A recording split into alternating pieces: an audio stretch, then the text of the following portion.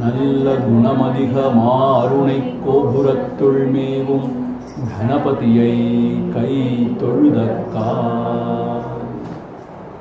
ஹரியாதீதர சீவர பகவாரிச குகையில் அறிவாய் ரமி பரமாத்துமன் அருணாச்சல ரமணன் பரிவாழுடம் முருகானல ஹரநார்ந்திடு குஹையார்ந்து அறிவாம் விழிகிறவாய் நிசம் அறிவாய் அது வெளியாம்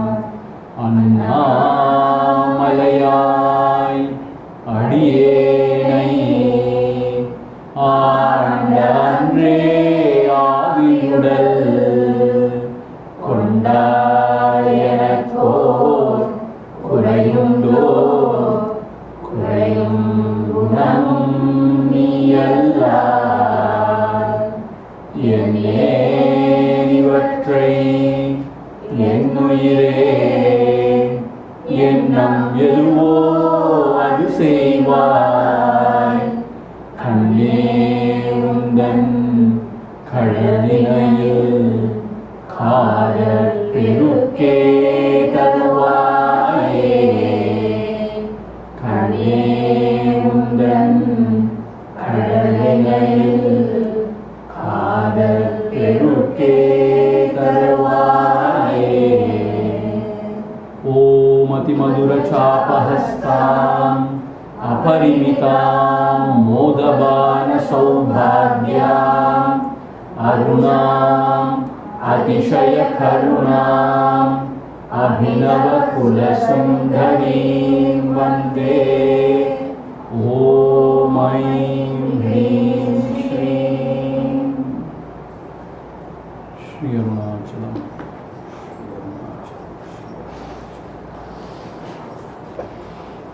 ஸோ 108 செயல் வரைக்கும் படித்தாச்சு. கிட்டத்தட்ட 648 மந்திரம் அதாவது நாமங்கள் படித்தாச்சு இல்லையா?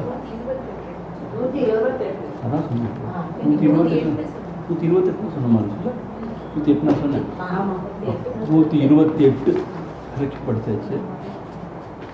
ஸோ 128 ஒரு வாட்டி படிச்சுருவோமா? சர்வ வேதாந்த சம்வேத்யா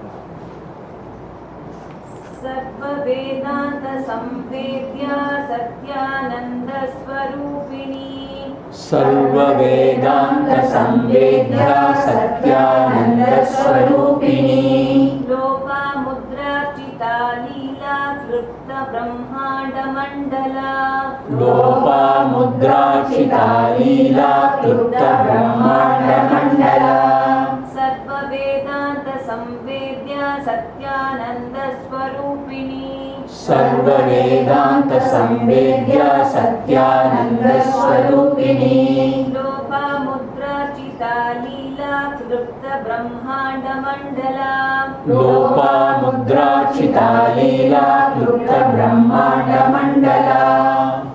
போன வகுப்பு இதை பார்த்துட்டோம்.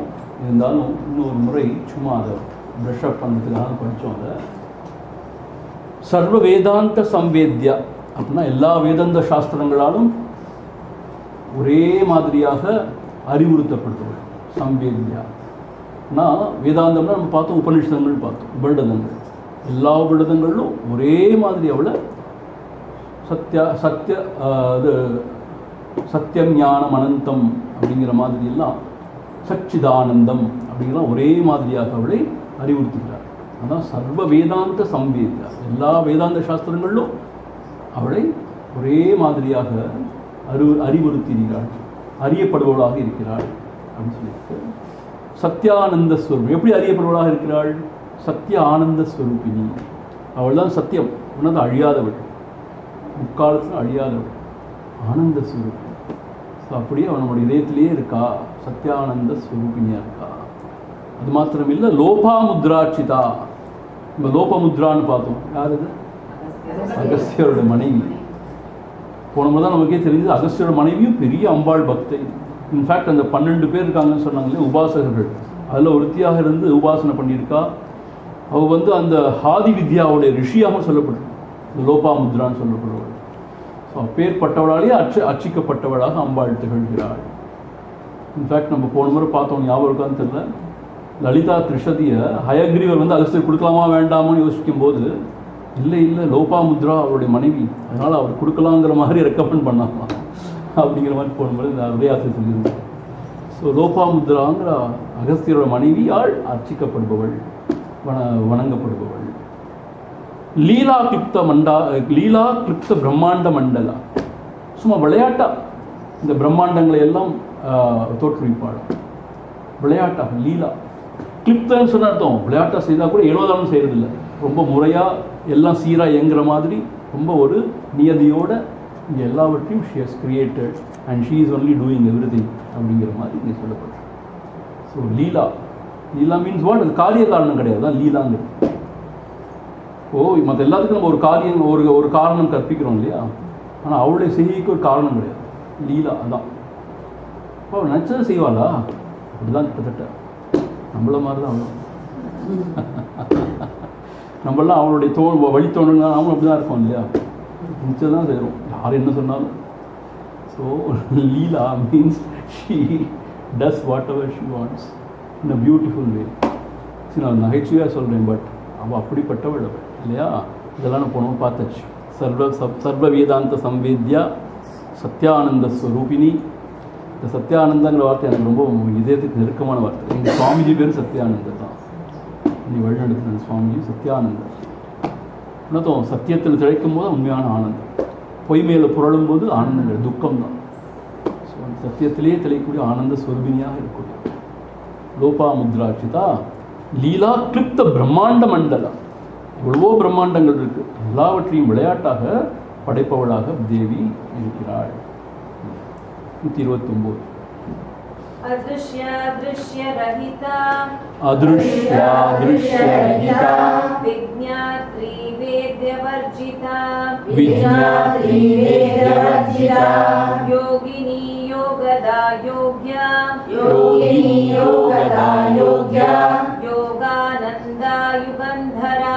योगानंदा युगंधरा अदृश्या दृश्य रहिता विज्ञात्री वेद्यवर्जिता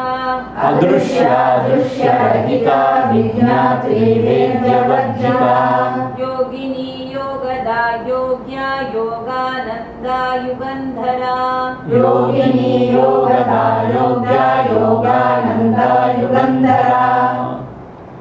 அதிருஷ்யா அப்படின்னா புலப்படாதவள். அவ்வளோ பெரிய அம்பாள், ஆனால் நம்ம புலன்களுக்கோ மனதிற்கோ அவளை அறிய முடியாது. அது புலன்களுக்கும் மனதுக்கும் எட்டாதவள். அதிருஷ்யா அவள் என்ன அர்த்தம்?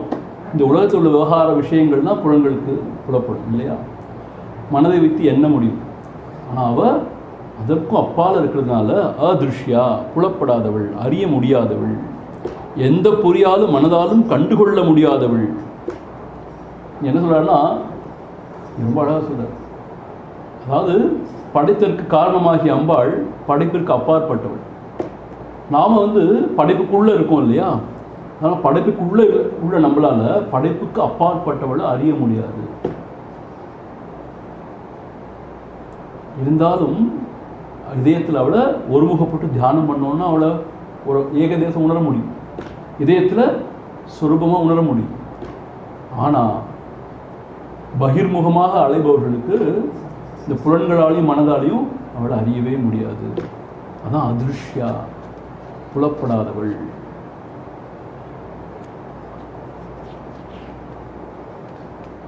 ஆனால் பெரிய ஞானிகள்லாம் கண்டிருக்காங்க, அவளுடைய திவ்யமான ரூபத்தை கண்டிருக்காங்க.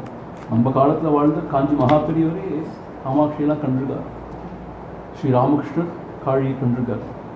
அது மாதிரி அவளுடைய திவ்யமான ரூபத்தையும் கண்டிருக்காங்க. இந்த உலகத்தில் அவளை உபாசனை பண்ணி ஒருமுகமாக வணங்கி அவளை கண்டிருக்காங்க. ஆனால் அவளுடைய உண்மையான அந்த என்ன சொல்கிறது, அவளுடைய அந்த க்ளோரி, அந்த மகிமையை யாராலும் உணர முடியாது. இப்படி எல்லையில்லாத மகிமை கொடுத்தது. ஸோ ஆதிருஷ்யானா புலப்படாதவள். திருஷ்ய ரஹிதா. உலகம் ஒன்று புலப்படணும்னு சொன்னால் அதுக்கு ஒரு உருவம் இருக்கணும், அதுக்கு ஒரு குணம் குறி இருக்கணும். இதெல்லாம் இருந்தால் அது புலப்படும். ஏதாவது ஒரு அங்கம் இருக்கணும், அங்கம்னு ஒரு பாகம் இருக்கணும், அப்போ அது புலப்படும். இவளை அவளை உண்மையான நிலையில் பார்த்தோம்னா, அவளை உண்மையான சொர்பமாக பார்த்தோம்னா, அப்படி அவளை ஒரு ஏதோ ஒரு வரையறைக்கு உட்பட்டு அவளை அறிய முடியாது, ஒரு அங்கமாக பார்க்க முடியாது. உண்மையிலேயே அவளுக்கு ஒரு குணம் குறியெல்லாம் அதுக்கு கடந்தவள். ஸோ நம்ம பார்த்ததுக்கு ஏதுவாக எதுவுமே அவள்கிட்ட இல்லாததுனால அவள் அறிய முடியாதவளாக இருக்கிறாள். அதான் திருஷ்ய ரஹிதான என்னட்டும், புலப்படுவதற்கு ஒன்றுமில்லாதவள். நம்ம சாதாரண ஒரு விவகார ரீதியாக நம்ம ஒன்று புலப்படணும்னா என்ன செய்யணும், நமக்கு ஒரு உருவம் தெரியணும், இல்லை ஒரு நிறம், இல்லை ஒரு குணம், இல்லை அதோட செயல்பாடு ஏதாவது நமக்கு தெரியணும் இல்லையா. அவள் உண்மையான சொரூபத்தை பார்த்தா அப்படி அவளுக்கு ஒரு நிறம்னு சொல்ல முடியாது. அருணான்னு சொல்கிறாங்க, ரொம்ப சோப்பாக இருப்பான். ஆனால் உண்மையிலேயே அவளுடைய ஸ்வரூபம் என்னன்னு கேட்டால் சொல்ல முடியாது. அவளுடைய குணம், எவ்வளோ குணங்களை குணாதிசயங்கள் சொல்கிறாங்களே அங்கே, ஆனால் உண்மையிலேயே அவளுடைய குணம் என்னன்னு கேட்டால் குணத்துக்கெல்லாம் அப்பா இருப்பாள். குறி குணங்கள் கிடையாது. அவளுடைய செயல்பாடுகள், எவ்வளவோ செயல்பாடுகள் புராணங்கள் சொல்லுது, இருந்தாலும் அவளுடைய செயல்பாடு நம்மளால் அறிய முடியாது. அதனால தான் எந்த விதத்திலும் புலப்படுவதற்கு ஒன்றுமில்லாதவளாக இருக்கார். திருஷ்ய ரஹிதா அந்த மாதிரி இருக்கு. அவ்வளோ சட்டில். ஏன்னா கிராஸ் தான் அந்த மைண்ட் புரிஞ்சிக்க முடியும். அது ரொம்ப ரொம்ப சட்டில். இதே ராமகிருஷ்ணன் கதை சொல்லுவார். ஒரு பெரிய யானையை பார்க்க குருடர்கள்லாம் போனாங்க. ஒரு 4-5 குருடர்கள் போனாங்க யானையை பார்க்கணும், யானை எப்படி இருக்குன்னு அறியணும். குருடர்களுக்கு யானை பார்க்க முடியாது. ஒருத்தன் போய் அதோட காலை கட்டி பிடிச்சோன்னா யானை என்னன்னா பெரிய தூண் மாதிரி இருக்கும் போலன்னு சொன்னான் இல்லையா. இன்னொருத்தன் வாழை பிடிச்சி தொங்கி பார்த்துட்டு, ஓ இது கயிறு போல தான் இருக்கும் போல இருக்கு யானை. இன்னொருத்தன் காதை பிடிச்சி பார்த்துட்டு, ஓ இது முறம் போல இருக்கும் போல அப்படி சொன்னான். ஸோ ஒவ்வொருத்தரும் சொன்னான். அது எல்லாமே சரிதான். ஆனால் யானை அதுக்கெல்லாம் அப்பாற்பட்டது. அவன் சொல்றது பிள்ளை கிடையாது. ஒரு பக்கம் பார்த்தா தூண் மாதிரி இருக்காது, வாழை பார்த்தா அது கயிறு மாதிரி தான் இருக்கு. இது எல்லாம் இருக்குதான், கரெக்டு தான். அவன் சொல்றது பிள்ளை கிடையாது. அவன் போய் சொல்லல, பாவம், அவனுக்கு தெரிஞ்சதை சொல்கிறான். குருடர்கள் மாதிரி தான் நாம் ஒவ்வொரு வகையாக சொல்கிறோம் அந்த. ஆனால் அவள் யாருன்னு அவளுக்கு தான் தெரியும். உண்மையிலேயே யானை எப்படிப்பட்டதுன்னு ஒரு குருடனால் எப்படி சொல்ல முடியும்? அதுபோல் தான் நம்ம ஒன்று சொல்கிறோம் இல்லையா. ஒவ்வொரு ஃபிலாசபிஸ் ஒவ்வொரு மாதிரி அவளையோ அந்த பரம்பரையோ விவரிக்கிறாங்க. ஆறறிவார் செல்லப்ப சுவாமி சொல்லுவார், யோக சுவாமியோட குரு. ஆறறிவார் அப்படிம்பார். ஆறாவது யார் தான் அறிய முடியும்னா அறிய முடியாது. அந்த சிவா விஷ்ணுவாலேயே அறிய முடியல, பிரம்மா விஷ்ணுவாலேயே அறிய முடியல. அப்படி இருக்கும்போது நாமெல்லாம் எப்படி அறிய முடியும்? ஸோ திருஷ்ய ரஹிதா, அவளுக்கு நாம் அறியக்கூடிய அளவில் அவள்கிட்ட ஒன்றும் கிடையாதுங்கிறதுனால அவள் அறிவதற்கு அப்பால் இருக்காளாம். திருஷ்ய ரஹிதா. அப்படி இருந்தாலும் கருணையே வடிவமாக இருக்கிறதுனால நம்ம எப்படி கூப்பிட்றோமோ அப்படி ஓடி வருவாள். தாயாக வருவாள் இல்லையா, கட்டாயம் தாயாக வருவாள். கருணாம்பிகை இல்லையா, தாயாக வருவாள். அது மாத்திரம் இல்லை, சேயாக ஆவாள். சேயினா அந்த குழந்தையாக கூட ஆயிடுவாள். அப்படி இல்லாட்டி சேனாதிபதியாக வருவாள். மீனாட்சி ரொம்ப பயங்கர பவர்ஃபுல். ஸோ அப்படி வருவா. ஸோ அப்படி எப்படி வேணால் வருவா. அதிருஷ்யா திருஷ்யரஹிதா விஜ்ஞாத்ரி. விஜ்ஞாத்ரினா உண்மையிலே எங்கே இருக்கான்னு கேட்டால் நம்மளுடைய புத்தியிலே அறிவாக சுடர்கிறாள். விஜ்ஞானம்னு சொல்கிறோம் இல்லையா, த இன்டெலிஜென்ஸ். விஜ்ஞாத்ரி என்ன அர்த்தம்னு கேட்டால் நம்முடைய புத்தியிலே அறிவாக சுடர்ந்து எல்லாவற்றையும் அறிபவளாக இருக்கிறாள். எப்படி பாருங்க, நாம் அவளை அறிய முடியாது, ஆனால் அவள் தான் எல்லாவற்றையும் அறிகிறாள். ஓ, கண்ணு எல்லாவற்றையும் பார்க்கிறது, ஆனால் கண்ணை பார்க்க முடியுமா? பார்க்க முடியாது. கண்ணுக்கு பின்னாடியிலிருந்து அந்த மனம் அல்லது அந்த அறிவு தான் எல்லாவற்றையும் காண்பி அறிகிறது. ஆனால் அறிவை பார்க்க முடியுமானா அறிவை பார்க்க முடியாது. அதுபோல அவ அறிவு சொரூபமாக நம்மளோட புத்தியிலேயே சுடர்கிறாள். இப்போ எங்கே இருக்காள் கடவுள்னு கேட்குறோம். அப்படி கேட்கறதுக்கு ஒரு அறிவு வேணும் தானே, அந்த அறிவாக தான் கடவுள் இருக்கார்.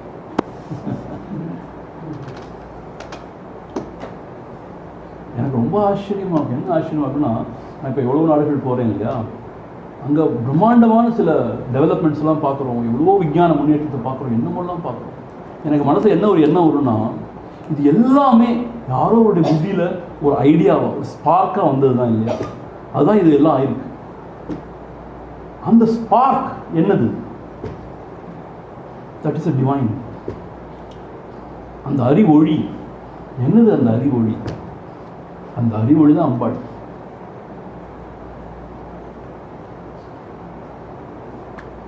அப்போ அவ இல்லாட்டி இங்க எதையுமே நம்ம அறிய முடியாது.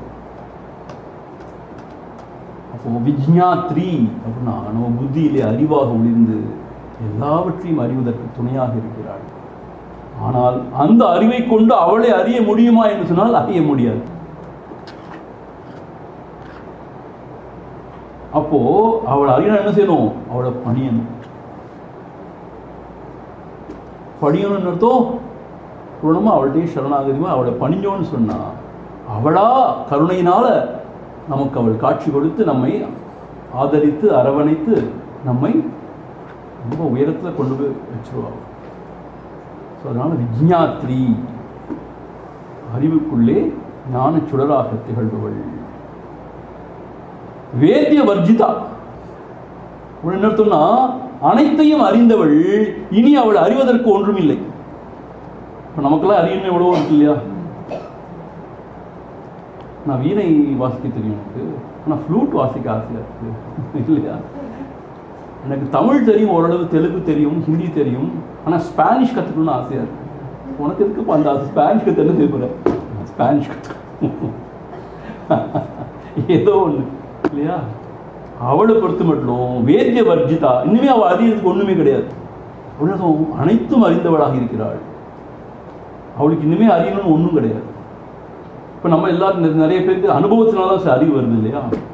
அவளுக்கு இன்னும் கொஞ்சம் அனுபவம் வந்துச்சுன்னா இன்னும் கொஞ்சம் அறிவு வந்துன்னு சொல்ல முடியாது. பூர்ண அறிவாக இருக்கிறாள். இனி அவள் அறிவதற்கு ஒன்றும் இல்லை. அவள் வேத்தியம் அறிவதற்கு வர்ஜிதான் ஒன்றும் இல்லாதவள். இனிமே அவள் அறியணும்னு ஒன்றுமே கிடையாது. சர்வஜ்ஞா, அனைத்தும் அறிந்தவள். ஏன்னா அறிவோடைய சாராம்சமாகவே இருக்கா. அதில் சுடர்வுல தான் மற்ற எல்லா அறிவுமே எல்லாத்துக்கும் ஆதாரமாக இருக்கிறதுனால அவள் இனிமே அறியறதுக்கு ஒன்றும் கிடையாது. ஒரு அழகாக சொல்லியிருக்காரு விஜ்ஞாத்ரி, அவள் தான் எல்லா புத்தியிலிருந்து எல்லாவற்றையும் அறிபவளாக இருக்கிறாள். அதுக்கு மேலே அறியறதுக்கு ஒன்றும் கிடையாது. அதனால பூரண நல்லறிவாக, பூரண ஞான சுரூபினியாக இருக்கு. அதான் அங்கே கொண்டாடுறாங்க இல்லையா தப்போவனத்தில். ஞானாம்பாள்னு அவளுக்கு இல்லையா தப்போவனம், ஞானாம்பாள்.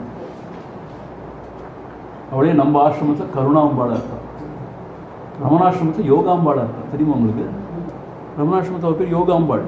அந்த வெளியில் வச்சு நவராத்திரி அன்னைக்கு ஆராதனை பண்ணுறாங்களே, அவள் யோகாம்பாள் பேர். அவள்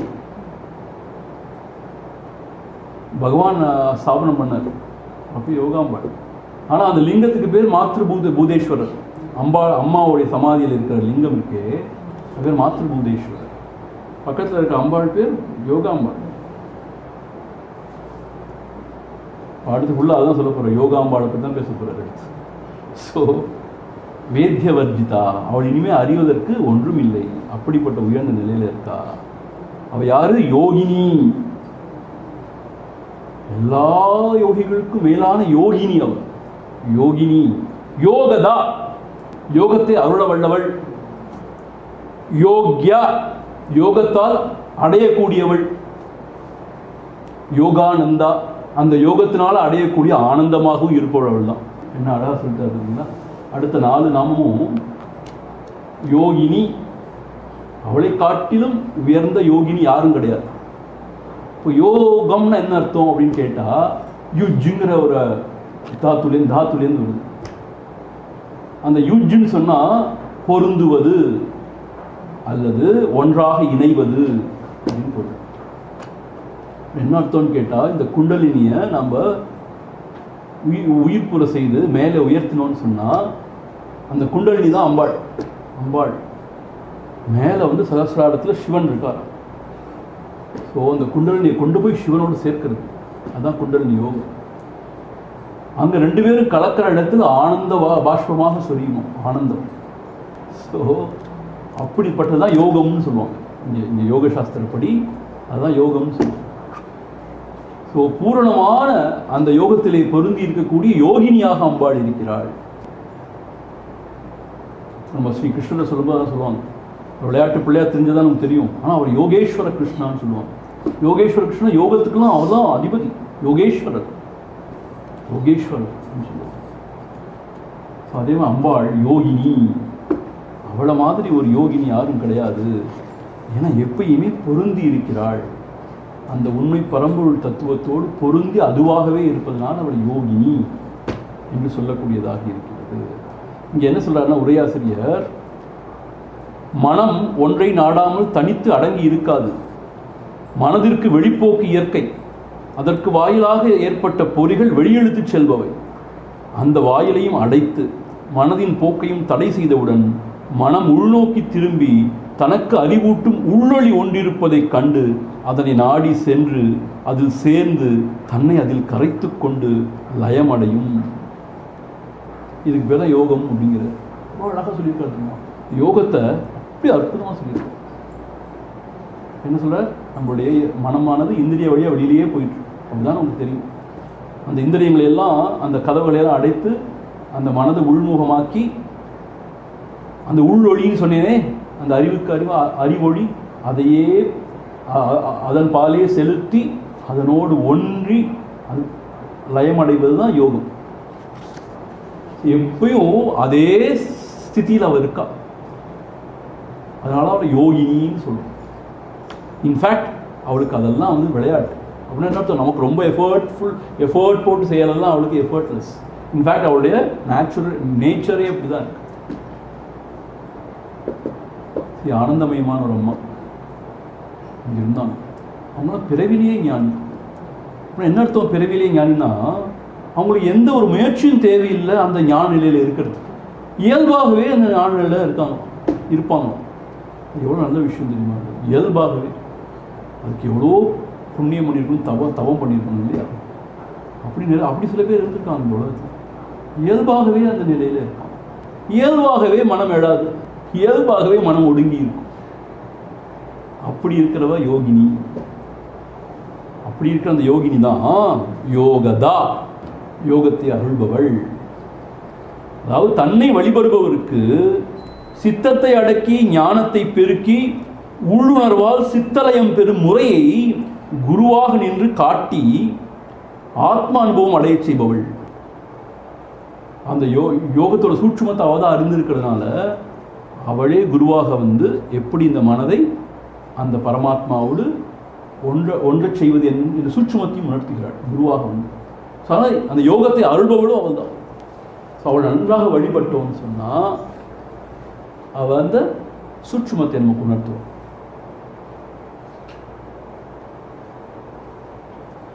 சூட்சுமம் என்ன தெரியுமா, இந்த உலகத்தில் இன்பமும் கிடையாது, ஸ்வரூபத்தில் தான் அனைத்து இன்பமும் இருக்குங்கிறத நல்லா உணர்ந்தோம்னா அப்போது நம்ம உலகத்தை நாட மாட்டோம். இன்னும் நமக்கு ஏதோ ஒரு நினைப்பு இருக்குது, இந்த உலகத்தில் எல்லா இன்பமும் இருக்குது. அதான் பாரதியார் பாடிட்டு போயிட்டு தானே, எத்தனை கோடி இன்பம் வைத்தாயடா இறைவா. ஆனால் உள்ளதான் எல்லா இன்பத்துக்கோடைய சுரங்கம் இருக்குது. அதான் வைராக்கியத்தை கொடுக்கும். அப்போ வைராக்கியத்தினால சுலபமாக உள்ள அமிழ முடியும்.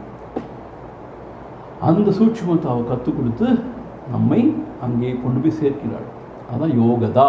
அந்த யோகத்தை அருள்பவளாக இருக்கிறாள். யோகதா. யோக்யா.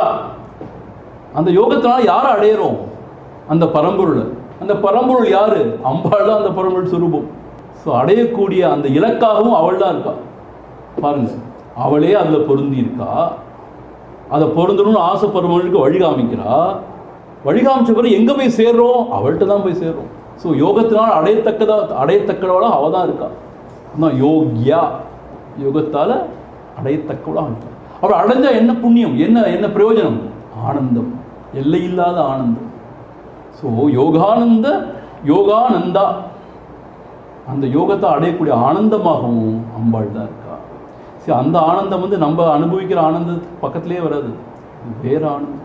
ஏன்னா புலன்களாக அனுபவிக்கூடியது இப்போ இருக்கு, அப்படி இல்லாமல் போயிடும். அற்பமான ஆனந்தம். அது மாத்திரம் இல்லை, அது அந்த ஆனந்தம் ஈடுபட புலன்கள்லாம் தேஞ்சு போகும்.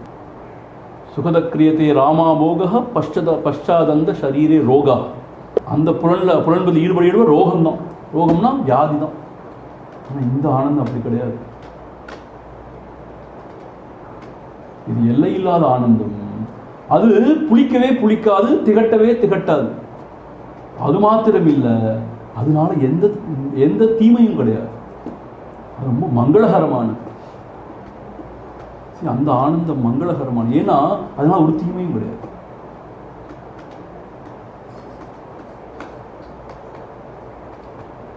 நம்ம லட்டு சாப்பிட்றோம், 4 லட்டு சாப்பிட்ட பிறகு ஐயோ போதும் ப்ளீஸ் வேண்டாம்னு சொல்கிறோம். திகட்டிடுது, அப்புறம் வாந்தி வருது. அதனால சாப்பிடவே முடியாது. ஆனால் அந்த ஆனந்தம் அப்படி கிடையாது. போதும் அம்மா போதும் அப்படி கிடையாது. அது எல்லை இல்லாத ஆனந்தம்.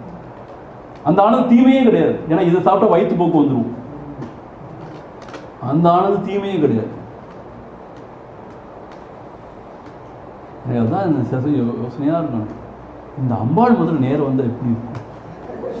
இப்படி சொல்கிறாங்க, இவ்வளோ சொல்கிறாங்க. இந்த அம்பாள் அழகுன்னா அழகு, அவள் தான் அழகு, அவள் தான் எல்லாம் அறிந்தவள், அவள் தாய், ஜெகத் ஜனனி, ஜெகன் மாதா, ஆனந்தத்துக்கெல்லாம் உறைவிடம், நமக்கு அருள்பவள் அவள் தான். அவள் மாத்திரம் வந்தால் எப்படி இருக்கும்? சில சமயம் நம்ம கோவிலில் உட்காந்து யோசிச்சு பார்க்கணும். கருணாம்பாள் முன்னாடி உட்காந்து இந்த அம்பாள் மாத்திரம் ஒரு நாளைக்கு எந்திருந்து வந்துட்டாலும் எப்படி? சார் ஒரு நாள் கூட செய்யக்கூடாதா? என்ன அநியாயமாக இருக்குது. டெய்லியாக வர சொல்கிறோம். அதுக்கு பக்தி செய்யணும் இல்லையா?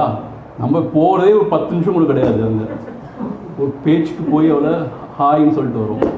அவள் எப்படி அவள் வருவா அப்படின்னு அவளே ஞாபகமாக எவ்வளோ போய் உருகிட்டு இருக்கா அந்த உலகத்தில். நாம் சும்மா ஒரு பேச்சுக்கு அவளை. ஆனால் உண்மையான தாயாக இருந்தால் பேச்சுக்கு கூட்டம் வரணும் தானே.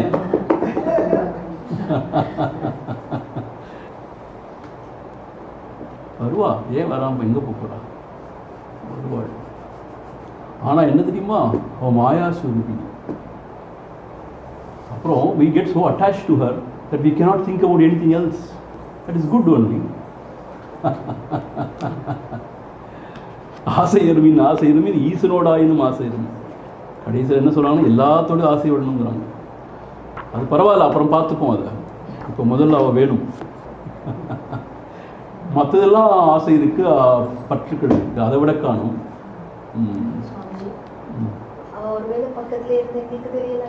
அதுதான், அதுதான் மாயை. அது மறைப்பு, மாயை.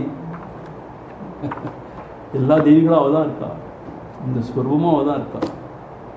நமக்கு தான் தெரிய மாட்டேங்குது. மறைப்பு அதுவும் அவளுடைய தான்ங்கிறாங்க, மறைப்பும் அவளுடைய தான். அப்புறம் அவள் அருள் செஞ்சால் அவள் தான் எல்லாத்தையும் தெளிவாக்குறான்னு சொல்கிறாங்க. கரெக்டு நீ சொல்கிறது. எந்த ரூபத்தில் யாருக்கு தெரியும்?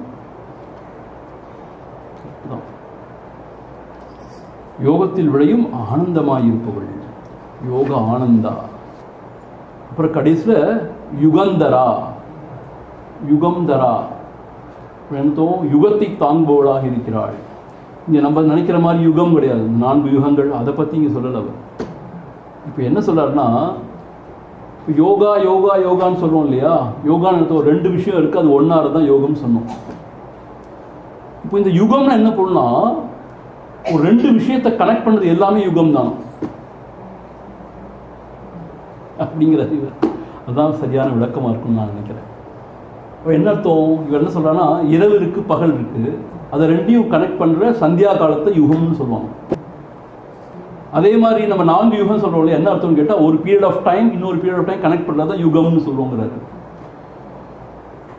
ஸோ இன்னொரு பொருள் இந்த யுகத்துக்கு என்னன்னு கேட்டால் நுகத்தடிங்கிறார். நுகத்தடினா இந்த 2 மாடு இருக்குன்னு வச்சுக்கோங்களேன், அந்த மாடை 2 ஒரு கட்டையை போட்டு கட்டி மாட்டு வண்டி ஓட்டுவாங்க.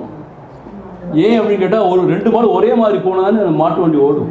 ஒரு மாடு முன்னாடி இழுத்துட்டு போச்சுன்னா, ஸோ அதான் ஒரு கட்டை போகிறோம், அது பேர் நுகத்தடின்னு பேரும். அது 2 மாட்டையும் இணைத்து கொண்டு போகுமா. ஸோ இந்த யுகான்னு சொன்னால் அந்த நுகத்தடி கூட யுகான்னு பேரும். அதாவது 2 பொருள் எது இருந்தாலும் அதை 2ஐயும் கனெக்ட் பண்ணுறதுக்கு பேர் யுகா. இப்போ கணவன் மனைவி இருக்காங்கன்னு சொன்னால் கூட அவங்க 2 பேரையும் இணைத்து இந்த இல்லறத்தை நல்லா நடத்துறதுக்கு பேரும் யுகா அப்படின்னு சொல்கிறார். 2 கை இருக்குன்னா அது 2 கையும் ஒழுங்காக செயல்படணும் இல்லையா, சிங்க்ரோனைஸ்டாக. அதுக்கும் அந்த இது வேண்டியிருக்கும், அந்த கோஆர்டினேஷன். அது எல்லாமே யுகான்னு சொல்கிறாரு. ஸோ என்ன சொல்கிறாங்கன்னா, யுகந்தரான்னா இந்த உலகத்தில் எது நடக்கணும்னாலும் எல்லாவற்றையும் இணைத்து சீராக நடத்தி செல்பவளாக இருக்கிறாள். அதுதான் யுகந்தரா அப்படிங்கிற கடைசி பாருங்க, எங்கே கொண்டு போய் முடிச்சிட்டாரு. யுகமாக நுகத்தடியாக இருந்து தாங்கி நல்வழியில் அழைத்து செல்பவள் யுகந்தரான்னு சொன்னா, எல்லாவற்றையும் இணைத்து சேர்த்து சரியான பாதையில் நடத்தி இந்த பிரபஞ்சத்தை நடத்தி கொண்டிருக்கிறாள். அதான் யுகந்தரா. ஸோ யோகினி, அப்புறம் யோகதா, அப்புறம் யோக்யா, அதை அடையக்கூடிய அந்த அந்த யோகத்தை அடையக்கூடிய அந்த கடைசி விஷயமா அவள் தான் இருக்கா. யோகானந்தா, அப்புறம் யுகதரா, யுகம்தரா. யுகம்தரானா அந்த எல்லாவற்றையும் இணைத்து நல்வழியிலே நடத்தி கொண்டு செல்பவளாகவும் அவள் தான் இருக்கா. அப்படி இருந்தாலும் அவள் ஒரே பொருள் தான், அவளுக்கு அந்நியமாக ஒன்றும் கிடையாது அப்படிங்கிறத நம்ம விளங்கிக்கணும். ஸோ இது வரைக்கும் பார்த்தாச்சு. அடுத்த செய்யுள் இச்சாசக்தி. इच्छाशक्ति ज्ञानशक्ति क्रियाशक्ति स्वरूपिणी सर्वाधारा सुप्रतिष्ठा सदसद्रूपधारिणी इच्छाशक्ति ज्ञानशक्ति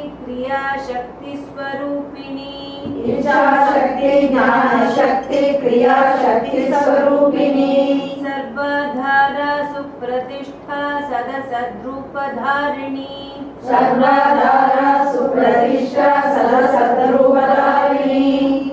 அவ எப்படி இருக்கா? எல்லாருக்குள்ளேயும் எப்படி இருக்கான்னா, இச்சாசக்தி ஞானசக்தி கிரியாசக்தி ஸ்வரூபிணி. எனக்கு ரொம்ப பிடிச்ச மந்திரம் இது, பிடிச்ச நாமம். அப்படின்னா எல்லா உயிர்களையும் எப்படி இருக்கா அவள் தான் இச்சாசக்தியாக இருக்கா, ஞானசக்தியாக இருக்கா, கிரியாசக்தியாகவும் இருக்கா, அந்த ஸ்வரூபிணியாக இருக்கா. இது என்ன விஷயம்னா, இந்த மாதிரி ஆராய்ச்சி பண்ணி மற்ற சாஸ்திரங்கள்லாம் சொல்லுதாங்க தெரியல. இந்த உலகத்தில் நாம் எதை சாதிக்கணும்னாலும் முதல்ல ஒரு இச்சா வேணும் இல்லையா? இச்சைனா என்ன அர்த்தம்? அதை அடைய வேண்டும், அதை சாதிக்க வேண்டும் என்கின்ற தீவிரமான எண்ணம், அந்த இச்சா. இப்போ நமக்கெல்லாம் அந்த இச்சா இருக்குது, ஆனால் எப்பயும் இருக்கானே இல்லை. சில சமயம் அது கிடைக்காட்டியும் பரவாயில்ல அப்படின்னா அப்புறம் என்ன அர்த்தம்? யார் ஒருத்தர் இருக்குது அந்த இச்சாசக்தி ரொம்ப தீவிரமாக இருக்கும். என்ன அர்த்தம்?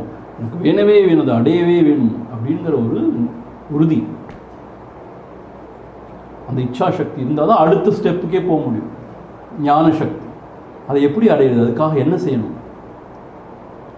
அதுக்கு வழிமுறைகள் என்ன அப்படின்னு தேடுவோம் இல்லையா? ஞானசக்தி அது தேவை. அந்த ஞானம் இல்லாமல் முட்டாள்தனமாக எதையோ ஒரு காரியத்தை செஞ்சுட்டே போகணும்னு வச்சுக்கோங்க, முயற்சிகளை செஞ்சுட்டே போனால் பிரயோஜனமே இல்லை. அதான் ஸ்மார்ட் ஒர்க்குங்கிறாங்க இப்போ, ஹார்ட் ஒர்க்கை விட. என்னோட ஸ்மார்ட் ஒர்க் அர்த்தம் எப்படி அதை செய்யணுங்கிறத சூட்சுமத்தை புரிஞ்சு அப்புறம் செய்யணும்.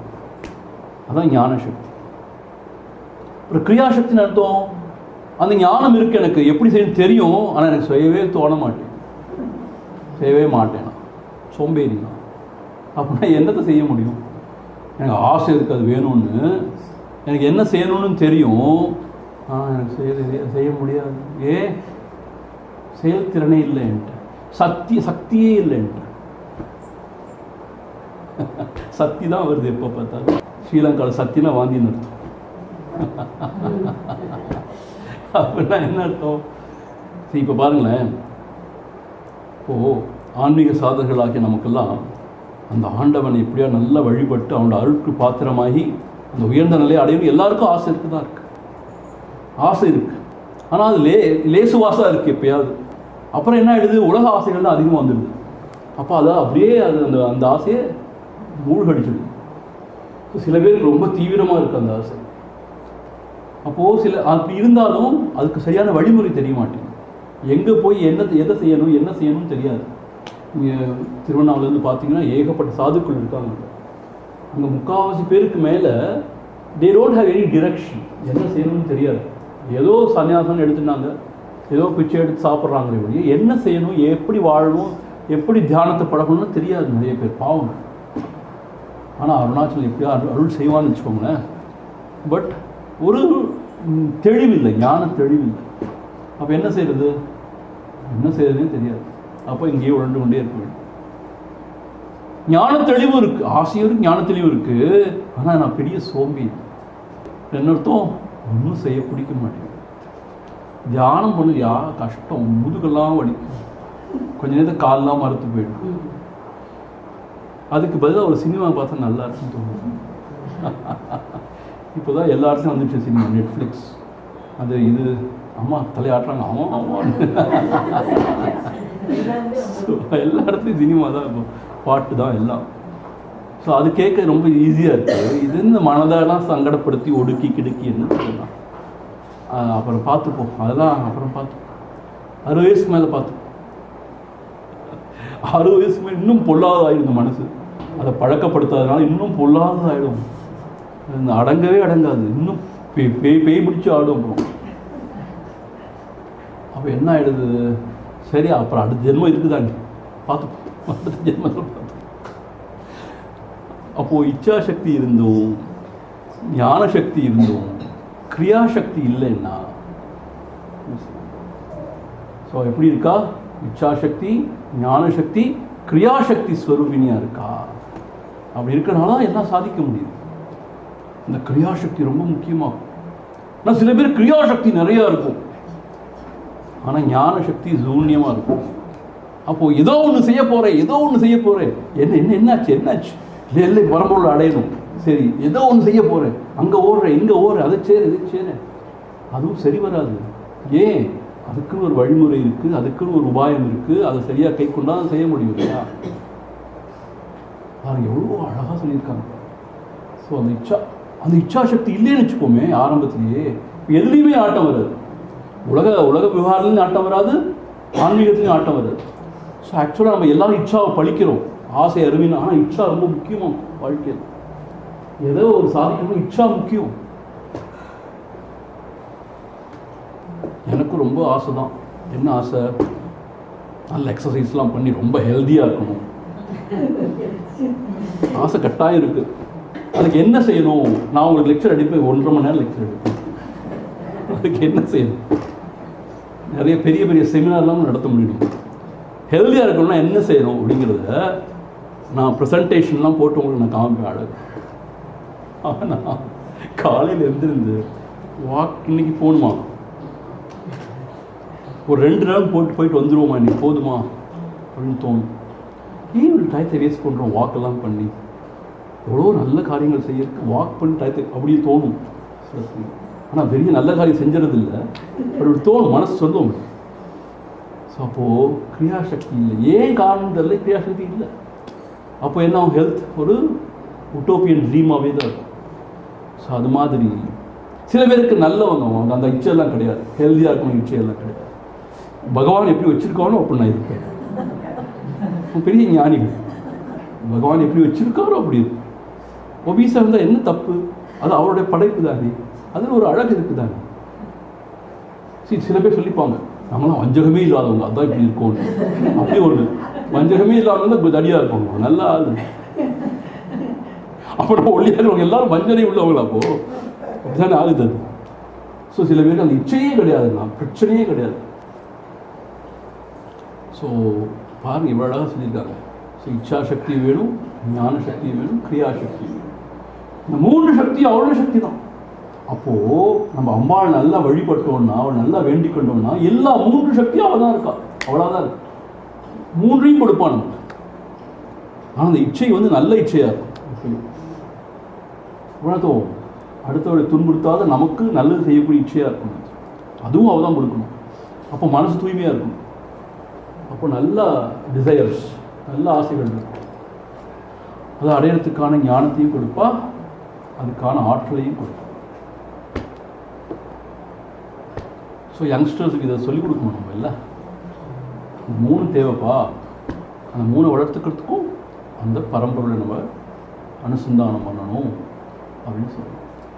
இதுதான் பெரிய ஞானிகள் இருக்காங்களே, அவங்க நினைச்சா ஏன் நடக்குது? அவங்களுடைய அந்த நினைப்புக்கு அவ்வளோ வீரியம் இருக்கு. சங்கல்ப சக்திங்கிறாங்க. அவங்க நினைப்புக்கே அவ்வளோ வீரியம் இருக்கு. அது மாத்திரம் இல்லை, அவங்களுக்கு உள்ளுணர்வில் எப்போ என்ன செய்யணும்னு தெரியும். செஞ்ச பிறகு இப்படி நடக்கும் எல்லாம். ஸோ அதனால் அம்பாள் வந்து பூரணமாக அவங்களுக்குள்ளேருந்து ஆவிர்வாகாரான்னு அர்த்தம். ஸோ இந்த இச்சாசக்தி கிரியாசக்தி ஸ்வரூபினியாக இருக்கிறதுனால அவளை வணங்கணும். அப்படிப்பட்டவள் தான் சர்வாதாரா, சர்வ ஆதாரா, எல்லாவற்றிற்கும் ஆதாரமாக இருக்கிறாள். சர்வ ஆதாரா, அதாவது தேவியின் அம்சமான 3 சக்திகள் பெற்று ஒவ்வொருவரும் தத்தம் பணியில் ஈடுபடுகின்றனர். யாரு? பிரம்மா, விஷ்ணு, சிவன். அதனால் எல்லாவற்றிற்கும் ஆதாரமாக இருப்பவள். சர்வேஷாம் ஆதாரா, உலகில் உள்ளது அனைத்தையும் தாங்கும் ஆதாரமாக தன்னை கொண்டு அதனுள் துளங்கும் சக்தி வடிவில் இருப்பவள். So she is a what சப்ஸ்ட்ராட்டம்னு சொல்லுவாங்க, ஆதாரம். எல்லாத்துக்கும் அவள் தான் ஆதாரம். அதனால தான் அவள் இல்லாட்டி ஒரு அணுவும் அசையாதுன்னு சொல்கிறான். இந்த சக்தி இல்லாட்டி பாருங்களேன், நம்ம உடல்லையே சக்தி இல்லாட்டி எந்திரிக்க கூட முடியாது இல்லையா? எந்திரிக்கவே முடியாது. உடலில் வந்து சக்தி இல்லாட்டி சிந்திக்க முடியாது. 10 நாள் பட்னியாக கிடந்தீங்கன்னா உங்களால் சிந்திக்கவே முடியாது, தெரியுமா உங்களுக்கு? அப்படியே இருப்பீங்க, சிந்திக்கவே முடியாது, செயல்பட முடியவே முடியாது. ஸோ இந்த உடம்புக்குள்ளேருந்து கூட அவள் சக்தியாக இயங்குறதுனால தான் நம்மளால் தொழில்பட முடியுது, சிந்திக்க முடியுது, செயல்பட முடியுது. அப்படி பார்த்தீங்கன்னா எல்லா சக்திக்கும் ஆதாரமாக இருக்கான். அப்படி இருக்கிறதுனால எல்லாமே நடக்குதுங்க. இப்போ இங்கே ஃபேன் சுற்றுதுன்னா அதுக்கு என்ன தேவை? மின்சாரம். மின்சாரம்னு என்னது? அது ஒரு சக்தி தான், சக்தியின் வடிவம் தான். அப்படி யோசிச்சு பார்த்தா எல்லாமே சக்தியின் வடிவம் தான். அதான் பாரதியார் சக்தியை பற்றி ஒரு வசன கவிதை எழுதியிருக்காரு, அதை படிச்சு பாருங்க. மை காட், பாரதியார் அவ்வளோ அழகாக எழுதியிருக்காரு இந்த வசன கவிதை சக்தியை பற்றி. எல்லாமே சக்தியோட இயக்கம். அவர் உட்காந்துருப்பார் போல், அந்த ரோட்டில் யாரோ கத்திட்டே விற்றுட்டே போயிட்டுருப்பாங்க போல, சாமான் விற்றுட்டே போயிட்டுருவாங்க. இந்த சத்தம் போட்டுகிட்டே போவாங்க இல்லையா, என்ன கீரை அது இதுன்னு, அது ஒரு காதை கேட்கும். அவர் என்ன சொல்லுவார்னா, அந்த கீரைக்காரனுடைய அந்த அந்த என்ன சொல்கிறது, அந்த தொண்டையிலேருந்து அந்த அந்த ஒளியாக வருபவனும் சக்தி தான். அப்புறம் பறவை கத்திட்டு இருக்கும், அந்த பறவையுடைய அந்த கிச் கிச் சத்தத்துலேருந்து வர்றது சக்தி தான். அது மாத்திரம் இல்லை, திடீர்னு பார்த்தா 2 சணல் கயிறு ஆடிட்டு இருக்கும் அவள் குடிசை முன்னாடி. இந்த சணல் கயிறு ஆடுறதுக்கு காரணம் சக்தி தான் ஆடுது. அப்போ என்ன செய்வார் தெரியுமா? ஐயோ, அந்த பாட்டை படிச்சு பாருங்க. அந்த 2 சணல் கயிறு அவருக்கு அப்படி ஒரு இமேஜினேஷன் போயிடும். ஒன்று வந்து கந்தன், இன்னொன்று வள்ளி அப்படிம்பார். அந்த கந்தன் வள்ளிக்குள்ள மூச்சாக போய் இயக்குறதும் சக்தி தான் அப்படி சொல்லிட்டு, அந்த 2 சணல் கயிறு அதை காத்தடிச்சு ஆடும் போல இருக்கு. அது சரசம் செய்கிற மாதிரி அவர் கற்பனை. அதை பற்றி அவ்வளோ பேசுவார். அந்த அந்த சக்தியை படிச்சிங்கன்னா அந்த 2 சணல் கயிறு சும்மா காற்றுல ஆடுறதை வச்சு அவளுக்கு அப்படி ஒரு கற்பனை அவருக்கு. அப்படின்னு சொல்லுவார்னா இது எல்லாத்துக்கும். அப்புறம் கடைசியில் கொஞ்ச நேரம் ஆன பிறகு என்ன ஆகிடுமா, காற்று நின்று போயிருக்கும், 2 கயிறு பேசாமல் இருக்குமா. இவங்க சரசம் பண்ணி ரொம்ப களைச்சி போயிட்டு 2 பேரும் அமைதியாகிட்டாங்கன்னு சொல்லுவார். இப்போ நாளை காலையில் திருப்பி பாருங்க இவங்க 2 பேரும் என்ன செய்கிறாங்க அப்படின்னு கேட்பார். ஸோ அந்த சக்திங்கிறத படித்து பார்த்தா அவ்வளோ ரொம்ப சுவாரஸ்யமாக இருக்கும் பாரதியார். இப்போ இப்படி பார்க்க ஆரம்பித்தோன்னா எல்லாமே சக்தி தான். இப்போ இங்கேருந்து பேசுகிறது எது சக்தியோடைய ஒரு வல்லமையினால் தான். நீங்கள் கேட்குறதும் சக்தியோட வல்லமையினால் தான். உங்கள் கொட்டாய் வர்றதும் சக்தியோட வல்லமையினால் தான். அது ஒரு பிராண சக்தி தானே அது கொட்டாயும். ஸோ சக்தியோட இயக்கம் எல்லாமே. சக்தியோட இயக்கம் இல்லாட்டி ஒன்றும் கிடையாது. ஸோ இந்த கண் கொண்டு பார்த்தோன்னா சர்வாதாரா, எல்லாவற்றுக்கும் ஆதாரமாக இருப்பவளாக இருக்கிறாள். சுப்ரதிஷ்டா, எல்லாம் அவளுள் நன்றாக நிலைத்திருக்கிறது. பிரதிஷ்டா, சுப்ரதிஷ்டா. எது ஒன்று நல்ல ஆதாரமாக இருக்கோ அதில் நல்லா தங்கி இருந்தால் தான் அது நிலைத்து இருக்கும் இல்லையா? இப்போது இந்த டேபிள் இருக்குது, இது கால் கொட ஆடிச்சுன்னா இல்லை அந்த அந்த சர்ஃபேஸ் சமநிலையாக இல்லாட்டி இல்லையா? ஸோ அதனால் அவள் நல்ல ஆதாரமாக அழியாதவளாக நித்தியமாக இருக்கிறதுனால தான் அவளிடம் பொருந்தி இருக்கிற இந்த உலகம் அனைத்தும், இந்த ஜீவராசிகள் அனைத்தும் இங்கே சௌக்கியமாக இருக்கும். சௌக்கியத்தை ஓரளவுக்கு நல்லபடியாக வாழ்ந்து கொண்டிருக்கிறது. சுப்ரதிஷ்டா. ஸோ எல்லாவற்றுக்கும் தங்குவதற்கு நல்லபடியாக இடம் கொடுத்து கொண்டிருக்கிறாள். சுப்ரதிஷ்டா. இப்போ ஆதாரம்னா அவள் தான் எல்லா ஆதாரமும் எல்லாம் அவளில் தங்கியிருக்குன்னு அர்த்தம். எல்லாம் அவள்கிட்ட தங்கியிருக்குன்னு சொன்னால் அவள் எப்படி இருக்கணும்? எல்லாத்தையும் தாங்கக்கூடியவளாக இருக்கணும். சுப்ரதிஷ்டா. எல்லாவற்றையும் தாங்கும் அளவிற்கு நல்ல ஒரு ஆதாரமாக இருந்து கொண்டிருக்கிறாள். சுப்ரதிஷ்டா. சத் அசத் ரூபதாரிணி. சத் அசத் ரூபதாரிணின்னு அர்த்தம். சத்துன்னு சொன்னா உண்மை, பரம்பொருள். அசத்துனா இந்த உலகம், பொய். இது ரெண்டுக்கும் ஆதாரமாக தான் இருக்கா. அந்த 2 ரூபமாக தான் இருக்கா. என்ன அர்த்தம்னா அழியாத பொருளாக பரம்பொருளாக அவ தான் இருக்கா. அப்புறம் மாறிக்கொண்டே அழிய விஷயம் கண்ணு முன்னாடி தோன்ற இந்த உலகம் என்ன, அது என்னன்னா அதுவும் அவ தான்.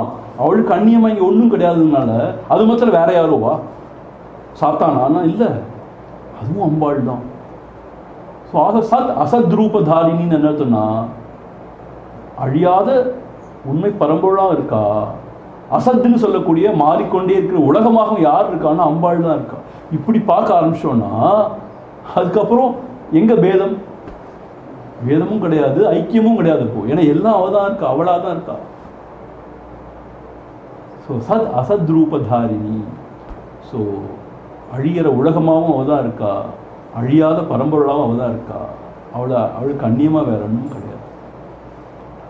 ஸோ இப்போ சொன்ன மாதிரி எல்லா உருவமும் அவள் தான் வரா, நமக்கு தான் தெரியல அவள் தான் வரான்னு. நம்ம என்ன ஆயிடுறோம்னு கேட்டால் எல்லா ரூபத்திலையும் அவளை பார்க்காம ஏதாவது ஒரு ரூபத்தில் நம்ம கட்டுப்பட்டு போயிடும், பற்று கொண்டு தெரியுது. அப்போ என்ன ஆயிடுது? அந்த தூய்மையான பக்தியை துன்பத்துக்கு காரணம். அப்போது எல்லாமாக வராங்கிற மாதிரி அவளை ஆராதனை செய்ய ஆரம்பிச்சோம்னா அப்போ மனம் விரிவடைந்து அதிலே ஆனந்தம் பெருகுது. ஸோ சத் அசத் ரூபதாரிணி, நிலைத்ததும் நிலையற்றதுமான பொருளின் வடிவம் கொண்டவள், எல்லாமாகவும் அவள் இருக்கிறாள். 131. अष्टमूर्तिरजा जैत्री लोकयात्रा विधायिनी एकाकिनी भूमरूपा निर्द्वैता द्वैतवर्जिता अष्टमूर्तिरजा जैत्री लोकयात्रा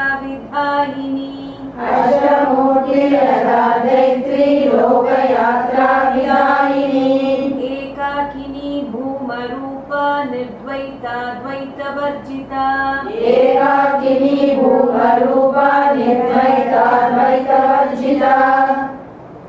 अष्टमूर्तिर अजा जेत्रिया जैत्रिया जैया போட்டிருக்கு, இங்கே ஜேத்ரின்னு போட்டிருக்கு. சரி, ஓகே. அஷ்டமூர்த்திஹி, 8 மூர்த்தங்கள் வடிவங்கள் கொண்டவள். அதுக்கு என்ன சொல்கிறார் உரையாசிரியர் கேட்டால், பவன், சர்வன், ஈசானன், பசுபதி, ருத்ரன், உக்கிரன், பீமன், மகான் என்ற சிவனுக்கு 8 வடிவங்கள். சிவனது சக்தியாக அந்த 8 வடிவங்களில் உறைபவளானதால் இவளுக்கும் 8 வடிவங்கள். ஸோ சிவனுக்கு முதல்ல 8 வடிவங்கள் சொல்கிறாங்க. இந்த ஒவ்வொரு வடிவத்துக்கும் அவள் சக்தியாக இருக்கிறதுனால இவளுக்கு 8 வடிவங்கள். ஸோ அஷ்டமூர்த்தான்னா 8 வடிவமாக இருப்பவள் அர்த்தம். ஆனால் ஆக்சுவலாக பார்த்தா அஷ்டமூர்த்தங்களை என்னன்னு கேட்டால் பஞ்சபூதங்கள், ஆகாசம், வாயு, அக்னி, அதுக்கப்புறம் ஜலம், இந்த பிருத்திவின்னு சொல்லக்கூடிய மண், இதெல்லாம் யாருன்னு கேட்டால் இதெல்லாம் பரம்பொருள் தான். சூரிய சந்திரர்கள், ஜீவர்கள், இது அஷ்டமூர்த்தம் சொல்கிறாங்க. சிவனுக்கோ இல்லை பரம்பொருளுக்கு அஷ்டமூர்த்தம் சொல்கிறாங்க. இந்த அஷ்டமூர்த்தம் சொல்லக்கூடிய இந்த 8 வடிவாகவும் அதற்குள்ளே இயங்குற சக்தியாக இருக்கிற அம்பாள் தான் அப்படிங்கிறதான் அவள் 8 வடிவம் கொண்டவள்னு சொல்லப்பட்டிருக்குன்னு சொல்கிறாங்க. ஸோ அதனால் நான் ஏற்கனவே சொல்லியிருக்கேன் உங்களுக்கு, அங்கே மூலஸ்தானத்தில் போய் அந்த வடிவமாக பார்க்குறது ஒரு வகையான பக்தி. ஆனால் அவரே தான் 8 வடிவங்களாக இருக்கான்னு சொல்லிட்டு எல்லாமாகவும் அவர் தான் இருக்கார். ஆகாசமாக அவர் தான் விரிந்திருக்கார், வாயுவாக அவர் தான் வந்து நம்மளை தீண்டுகிறார், அக்னியாக இருந்து எல்லாரையும் சுட்டெரிக்கிறார். இப்படி பார்க்க ஆரம்பிச்சோம்னு வச்சுக்கோங்களேன். அப்புறம் சூரியனாக, சந்திரனாக அவர் தான் இருக்கார். அப்புறம் ஒவ்வொரு உயிர்லேயும் அவர் தான் இருக்கார். இப்படி 8 வடிவங்கள் சொல்கிறார். அப்படி பார்க்க ஆரம்பிச்சோம் நம்மளுக்கு விஷன் எக்ஸ்பேண்ட் ஆகிடும். ஸோ சக்தியோட இயக்கம் இது எல்லாவற்றிலும் இருக்கிறது. அம்பாளுக்கு அந்த 8 வடிவங்கள் சொல்கிறாங்க. அஷ்டமூர்த்தா.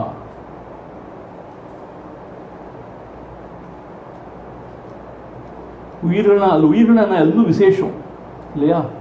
பறவையை பார்த்தா அது அவதான், இந்த மிருகங்களை பார்த்தாலும் அவதான். ஸோ அஷ்டமூர்த்தம் இப்படி வழிபாட ஆரம்பித்தோன்னா நம்மளுடைய வழிபாடு இன்னும் உயர்ந்ததாக போயிடும். அதனால் நான் சொல்லுவேன் எப்பயும், இயற்கை தான் ரொம்ப அற்புதமான தெய்வம். ஒரு கடற்கரையில் போய் உட்காந்துருங்க, எவ்வளோ அற்புதமாக இருக்கு. ஒரு பெரிய மலை, இல்லை ஒரு காடு, இல்லை ஒரு சலசலசில் ஓடக்கூடிய நதி, அந்த தீரத்தில் உட்காந்துருங்க. ஆகாசத்தை விரிந்த ஆகாசம், இதெல்லாம் பகவானே தான். பகவான்னா இந்த ஒரே ஒரு சின்ன உருவத்தோடு ஒரு இடத்துல உட்காந்து பால், தயிர் எல்லாம் அபிஷேகம் பண்ணணும், அவரை வந்து தூக்கிட்டு போய் ஊர்வலமாக போகணும், அவர் தான் நம்ம ஐடியா வச்சுருக்கோம். ஆனால் இங்கே 8 மூர்த்தங்கள் அவர் தான் சொல்கிறாங்க. So our mind should expand. எனக்கு என்னமோ இதுதான் நல்லா தோணும். ஒரு விக்கிரகத்தில் பார்த்து அங்கேயே குறுகி போகிறத விட ஆகாசத்தில் பார்க்கலாம், அக்னியில் பார்க்கலாம். அதான் வேத விற்பனர்கள் வந்து அந்த அக்னி காரியம் செய்யும்போது அக்னி வர்றது யார்? பகவானே தான். அக்னி மழை பெய்யும் போது மழையாக கொட்டுறது யார்? ஜலமாக வர்றது யார்? பகவானே தான். ஆகாசம், வாயு, இப்படி பார்த்தோன்னா எவ்வளோ அழகாக இருக்குது. ஸோ அந்த எல்லாவற்றுள்ளும் சக்தியாக எங்கள் அம்பாள் தான். அதான் பாரதி பாடுறான் இல்லையா? யாதுமாகி நின்றாய் காழி எங்கும் நீ நிறைந்தாய், தீது நன்மையெல்லாம் நிந்தன் செயல்கள் அன்றி இல்லை, லீலை அன்றி. போதும் இந்த மாந்தர் வாழும் பொய்மை வாழ்க்கையெல்லாம். ஸோ அப்படி பார்க்க ஆரம்பித்தாதான் அம்பாளோட உண்மையான அந்த காட்சி நமக்கு விளங்கும். ஆனால் இப்படி சொல்லிக் கொடுக்கவே யாரும் இல்லையே. அந்த அம்பாளை போய் கும்பிடு உனக்கு கல்யாணம் நடக்கும், இந்த அம்பாளை போய் கும்பிடு உனக்கு இது கிடைக்கும் அது கிடைக்கும், துக்கம்லாம் போயிடும், எப்போ பாரு துக்கம்லாம் போயிடும், கொஞ்சம் போச்சு இன்னொரு துக்கம் வந்துடும், இந்த துக்கம் இன்னொரு துக்கம். ஏதாவது முடிவு இருக்கா? இப்போ பாரு அம்பாடு அழுதுகிட்டே இருக்கும். இன்னைக்கு அப்போ உன்னை ஏன்னா படைச்சேன்னு அவளுக்கு தோணும். இப்போ பாரு அழுதுகிட்டே இருந்தாங்க, உன்னை ஏன்னா படைச்சி தொலைஞ்சேனோ தோணும். ஒரு அழுகுஞ்சி யாருக்கா பிடிக்குமா சொல்லுங்க? எவ்வளவு அழுதுட்டு பங்கு ஏன்னா பக்தி எனக்கு கொஞ்சம் சிரிக்கலை. உங்களோட கஷ்டம் உங்களுக்கு என்ன தெரியும் சுவாமி? நீங்கள் சன்னியாசி, உங்களுக்கு ஒன்றும் இல்லை, சாப்பாடு கிடைக்குது நல்லபடியாக. எங்கே போனாலும் பிக்ஷா தட்சிணியோட சாப்பாடு கிடைக்குது. எங்களுக்கு எவ்வளோ 1000 கஷ்டம். சரி அழுகு நல்லா. நாங்கள் செஞ்ச கர்மம் கரெக்டு தான். நாங்கள் செஞ்ச கர்மம் தான்.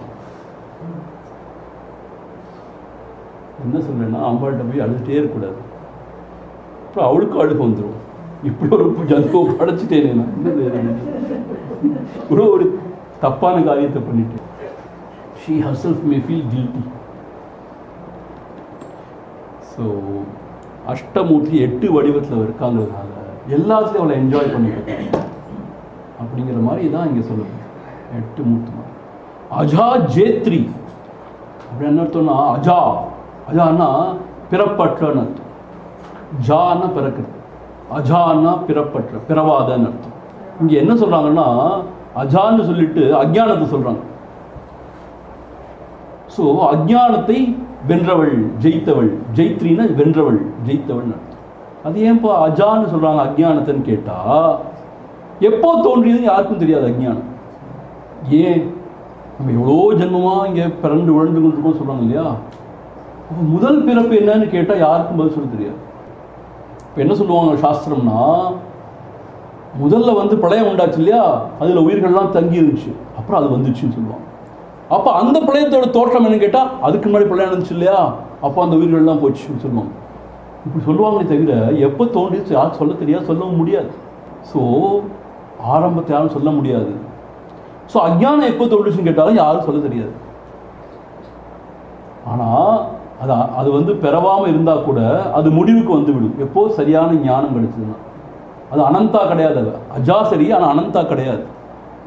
அந்த அந்த அஜ்ஞானம் முடிவுக்கு வந்துடும். ஸோ அஜா ஜெயித்ரி என்னத்தும் கேட்டால், சரியான ஞானத்தை கொடுத்து அந்த அஜ்ஞானத்தை வெல்பவளாக அழிப்பவளாக இருக்கிறாள். அதான் அஜா ஜெயித்ரி. இங்கே அஜாங்கிற வார்த்தைக்கு என்ன பொருள்னா அஜ்ஞானம் பொருள். ஏன்னா எப்போ தோன்றி யாருக்கும் தெரியாது, அஜா எப்போ தோன்றியது யாருக்கும் தெரியாது, அஜ்ஞானம். அப்படிப்பட்ட அஜ்ஞானத்தை வெல்பவளாக இருக்கிறாள். அப்போ அந்த அஜ்ஞானத்தை போக்கணும்னா அவர்கிட்ட தான் போகணும். பாருங்களேன், அந்த அஜ்ஞானத்துக்கு காரணமும் அதுதான் அப்படின்னு சொல்கிறாங்க, மாயா ஸ்வரூபம். இப்போ அதை நீக்கணும்னாலும் அவர்கிட்ட தான் போக வேண்டியிருக்கு. என்ன பாடுபடுத்துகிறா, முதல்ல எதுக்கு அந்த அஜ்ஞானத்தை கொடுத்து நம்மளை மறைக்கணும், அப்புறம் அருள் செய்து நமக்கு அதை தெளிவு கொடுக்கணும் தெரியும். கேட்டால் லீலான்றோம். You take it or leave it. This is how it is. If you don't want to take it, go away. Do whatever you want. You have no other choice. வேற எங்கே தான் போகிறது? சரி, அவள்கிட்ட கோச்சுனாச்சு, வேற எங்கே போகிறது? சரி, கடவுள்கிட்ட கோச்சுனாச்சு, அம்பாள்கிட்ட கோச்சுனாச்சுன்னா வேற எங்கே போகிறது? அப்புறம் அவள்கிட்ட வரணும் திருப்பி இல்லையா. ஸோ அவள் என்ன செய்கிறா, உண்மையிலேயே நம்ம மனமுருகி அவளை பிரார்த்தனை செஞ்சு வணங்கணும்னு சொன்னா, சரி இந்த குழந்தை புழைச்சி போட்டுன்னு சொல்லிட்டு ஞானத்தை கொடுத்து அந்த துன்பத்திலேருந்து நம்மளை காத்து ரட்சித்து நம்மை விடுதலைப்படுத்த. அஜா ஜெயித்ரி எப்பொழுது தோன்றியது என்று தெரியாத அது அஜ்ஞானத்தையும் வெல்பவளாக அம்பாள் தான் இருக்கிறார். அஜா ஜெயித்ரி லோக யாத்ரா விதாயினி, உலகத்தின் தொடர்ந்த பிரயாணத்தை நடத்துபவள். அப்படின்னா என்ன அர்த்தம்? என்ன பிரயாணம்? ஒவ்வொரு நொடியிலும் தோன்றி இருந்து மறையும் தன்மை படைத்த உலகம் முடிவில்லாத வழிப்பயணம் கொண்டது. நமக்கு என்ன தெரியும்? ஒன்றுமே தெரியாது. இப்போ பிறந்தோம், கொஞ்ச நாளுக்கு முன்னாடி வாழ்ந்துட்டு இருக்கும், கொஞ்ச நாள் இறந்து போயிடும். அந்த உலகம் எவ்வளோ காலமாக இருந்திருக்கு, எவ்வளோ காலமே இருக்க போது தெரியாது இல்லையா. இது எல்லாவற்றையும் ஏதோ சக்தி நடத்தி கொண்டு தானே இருக்கு. ஆச்சரியமாக இருக்கு. எல்லாரும் சொல்கிறாங்க ஏஐ ஆர்டிஃபிஷியல் இன்டெலிஜென்ஸ் வந்துடும், இந்த என்ன ஆகுன்னே தெரியாது, எல்லாரோட வேலையும் போயிடும். அதான் எலான் மஸ்க் சொல்லியிருக்காராம், the AI will take away everybody's job, then the human kind will be free to grow vegetables. நீங்களாம் விவசாயம் செஞ்சுட்டுருக்கலாம், காய்கறி. நீ டாக்டர்ஸ்லாம் தேவையே பட மாட்டாங்க. AI will do everything. டீச்சர்ஸும் தேவைப்பட மாட்டாங்க, எங்களுக்கும் வேலை கிடையாது, டீச்சர்ஸும் தேவைப்பட மாட்டாங்க. அப்போது நமக்குலாம் ஒரு கவலை வந்தது, நம்ம என்ன தான் செய்ய போகிறோம் அப்படின்னு சொல்லிட்டு. ஏன் கவலைப்படணும்? அவள் பார்த்துப்பா தானே, ஏதோ நடத்துவா தானே.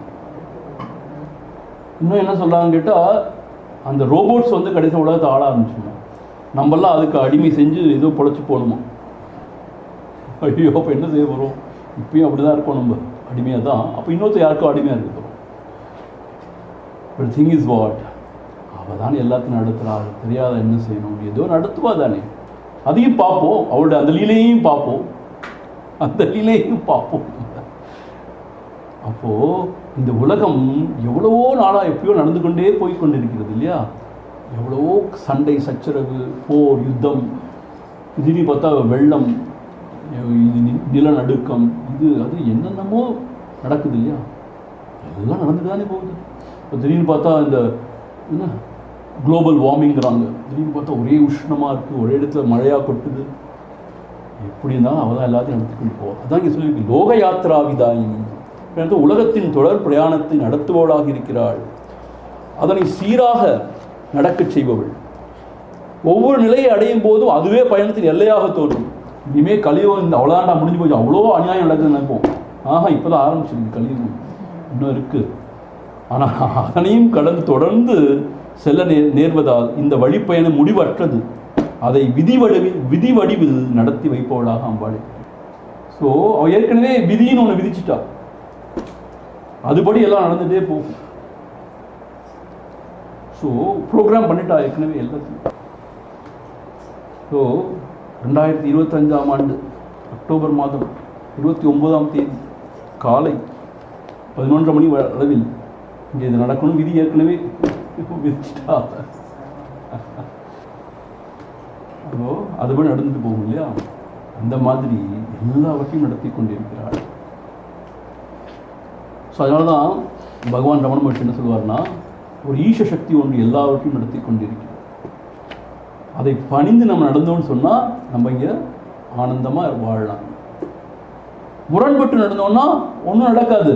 ஆனால் நம்ம சஞ்சலப்பட்டு துயரில் வாடி இங்கே இப்படி வேதனையில் மூழ்கி விடுது. இப்போ என்ன அர்த்தம் கேட்டால், she or he, one of the Parambur, is taking care of the whole show. He is running the show. Why should we bother? It is his business. It's his problem. அதான் சொல்லுவாங்க, வர வர பார்ப்போம்,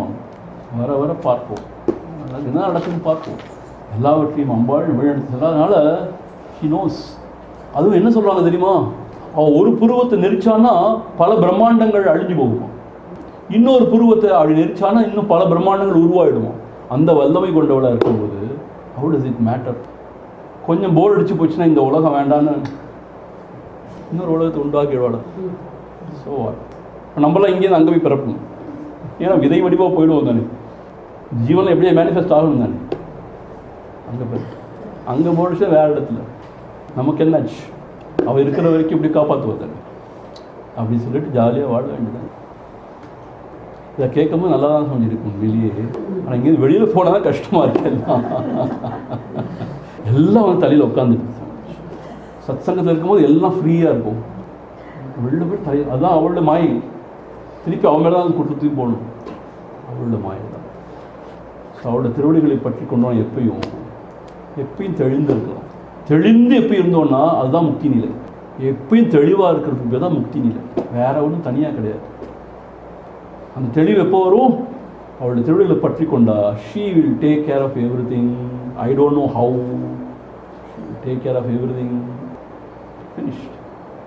அதுதான் முக்தி நிலை. நாம் நினைக்கிற மாதிரி அவள் பார்த்துக்கணும் அவசியம் இல்லை. அவள் நினைக்கிற மாதிரி அவள் பார்த்துப்பா. அவள் நினைக்கிற மாதிரி பார்த்துக்கிறது தான் க்ஷேமம். நம்ம நினைக்கிற மாதிரி அவள் பார்த்துக்கணும் நினைக்கிறது க்ஷேமம் கிடையாது. அவள் எப்படி பார்த்துக்கணும் நினைக்கிறாளோ அப்படி பார்த்துனா அதுதான் க்ஷேமம் நமக்கு. இதுதான் நம்ம புரிஞ்சுக்கணும். சரி, நம்ம நினைக்கிறோம் இப்படி பார்த்துட்டா தேவையில்லை, அப்படி பார்த்துட்டா தேவையில்லை, அது க்ஷேமம் கிடையாது. ஆக்சுவலாக அவள் எப்படி பார்த்துக்கணும் நினைக்கிறாளோ அப்படி பார்த்துட்டா அது க்ஷேமம். ஸோ எண்ணம் எதுவோ அது செய்வாயின்னு சொல்லணும். அவட்ட போய் என்ன சொல்லக்கூடாது, என் எண்ணம் எதுவோ அதை நீ செய்வாயின்னு சொல்லக்கூடாது. இதுதான் நம்ம செய்கிற பிள்ளை. நான் சொல்லுவேன் அடிக்கடி, பகவான் என்ன சொல்ல திருப்பி என் எண்ணம் எதுவோ அதை செய்ய சொல்கிறோம். அதான பிரார்த்தனை. நம்ம என்ன செய்கிறோம், இதெல்லாம் செஞ்சு கொடு, அதெல்லாம் செஞ்சு கொடு, என் எண்ணம் எதுவோ அதை செய்யின்னு சொல்கிறோம். ஆனால் உண்மையான பக்தி என்ன, உன் எண்ணம் எதுவோ அதை செய்வாய். அப்புறம் ஒரு வம்பு தும்பும் கிடையாது இல்லையா. அவள் என்னமோ அதை செஞ்சுட்டு போட்டோன்னு விட்டுட்டோம்னா நம்ம க்ஷேமமாக அது எப்பயுமே மங்களகரமாக தான் முடியும், நல்லபடியாக தான் இருக்கும். முடிஞ்சு போச்சு இல்லையா.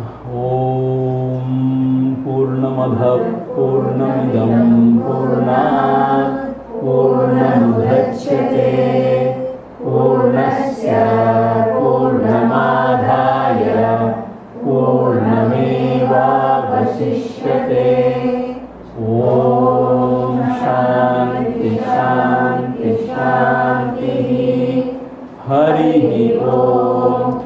श्री गुरु